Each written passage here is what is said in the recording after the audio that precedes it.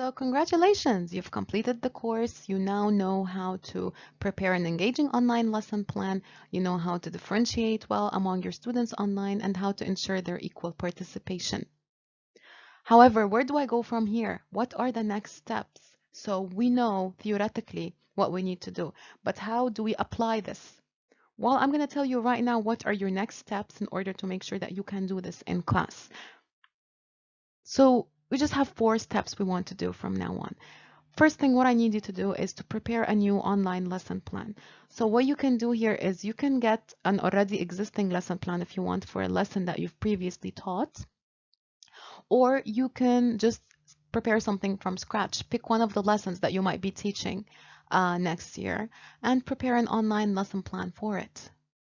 Or a lesson that you might be teaching soon. Doesn't have to be next year, a lesson that you'll be teaching soon, and prepare an online lesson plan for it and make sure you take into account the 4 steps of the cycle. So include a warm-up activity, as we discussed, a mini lesson, a student task, and a plenary, and try to make it as engaging as possible and to take into account all the guidelines we discussed previously.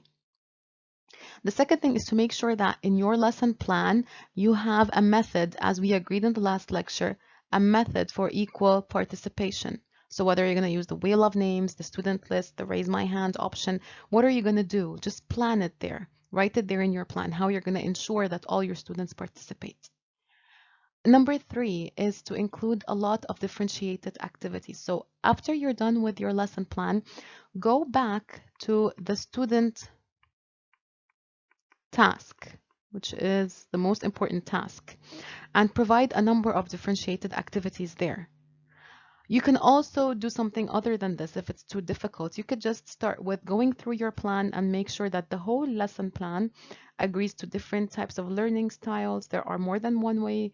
There is more, sorry, than one way to address different linguistic needs. Just go over the plan again and make sure you have differentiation in it as we discussed in the 3rd section.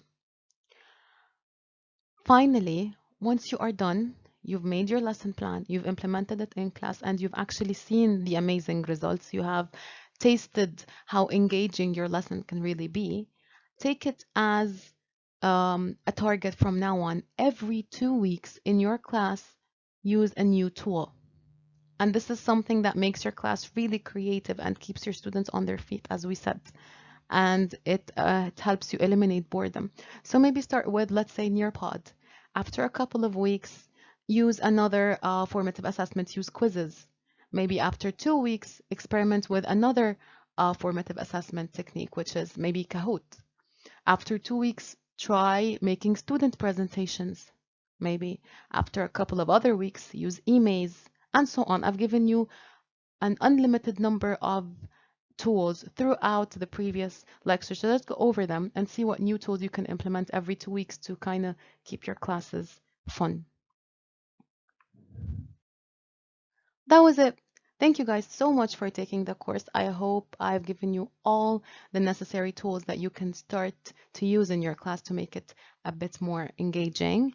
And best of luck in your next online classes. Bye.